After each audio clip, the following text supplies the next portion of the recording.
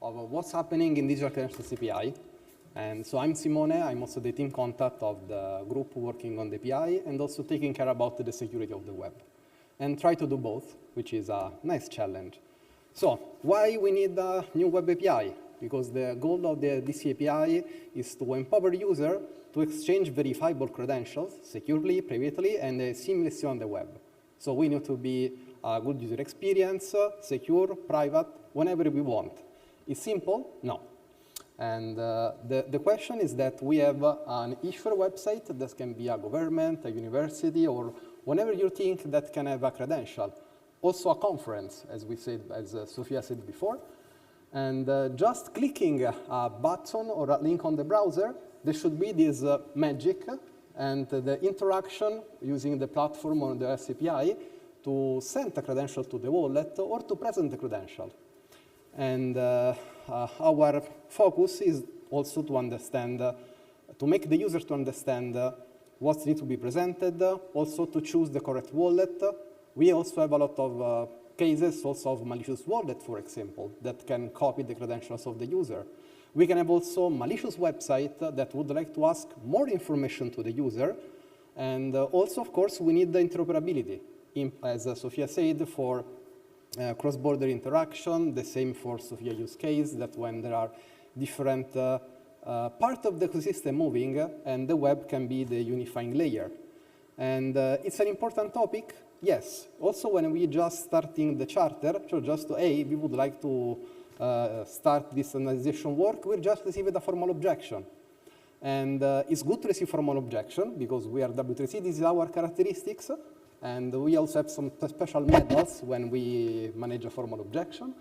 And the good part is that the objection was not about the API themselves, but was on the general potential adverse impact on the society of the identity ecosystem. And, we were just the forum to talk about this kind of point. So it's important. And why also all of you, all of us, should care about it. So if you work for a browser or on a platform, this is for sure is going to interact with this API. Also, if you are in the ecosystem of wallet, issuer, and verifiers, and also if you are an employer, probably you should move this kind of credentials.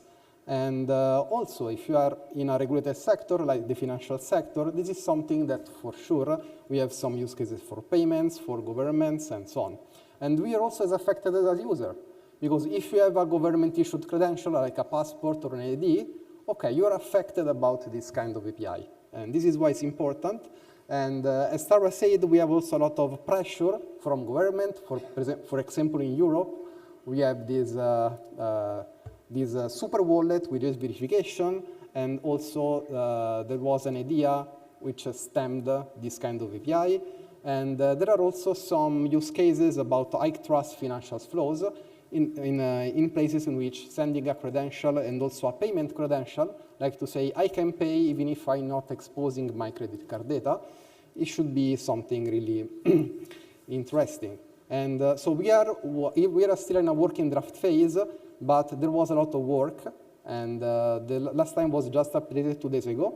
And we have more or less more than 91 open issues and more than 100 closed, so we are actually working on this, and also a lot of pull requests.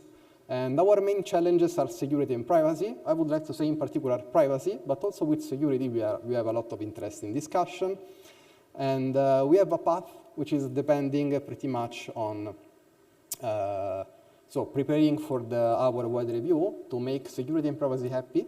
And of course, because we already have the 2 implementations. So 2 major browsers already supporting this API and giving also important implementation experience. So more or less our timeline is to, close the wide review in 2026, and so sending also the CR and the review for you as the C-Reps, and also targeting 2027 for the recommendation. And so as I said, what is keeping us busy? Pretty much privacy, in particular oversharing, which is important, also if we think about selective disclosure. But what happens if a verifier would like to know more about this, and the user should not give more information to the system? And also, in particular, because we are working in an ecosystem, so we are just a part of the whole system. There are protocols, there are verifiable credentials format.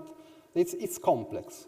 And also because we are in an architecture, there are a distribution of, is decentralized, so we have also different responsibilities, and each one should be, take the responsibility. An example from the verification of Tara is that, okay, this wallet was open source, which is good. They are using protocols that are also formally verified, but at the end there was still vulnerabilities.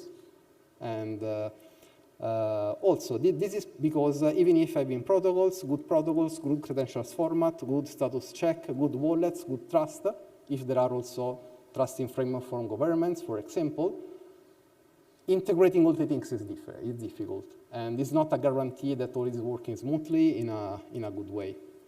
And what can go wrong? Sadly, a lot of things. And this is why also for answering our previous formal objection, we are working on 2 threat models, which is one of the techniques we are using to understand threats. And we have an higher level threat model for the ecosystem, talking about security, privacy, but it is not enough. We have also socio-technical threats, which are threats to the society and this kind of things. And we have a specific threat model for the API. We have 14 threats and 25 mitigations, just to try to cover all the things. And of course, discussing now in the API, one of the questions also for you is, okay, which one mitigation we should put in our API, and how we should influence, for example, other part of the ecosystem to take the responsibility. And we should trust or not trust other part of the ecosystem that they are doing their own part. And in particular, this interaction between layers, and because each layer can be malicious, each actor can try to compromise our identity. And this is why we are working a lot also on this topic. Of course, we have another formal objection. As I said, for us, it's something that our process is working, and in particular of including, for example, the ISO Annex C, which is the credential protocol developed by ISO, and because it's not an open standard. And now the W3C Council is working on this. And another big challenge is interoperability, and in particular because we want same device and cross-device flow with different technologies, with different browsers, with different platforms, with different mobile phones, and it's a nice challenge to achieve. So the point, just to close, is not if digital identities is good on the web. It's already there, and the question is how we would like to protect the users without leaving them exposed.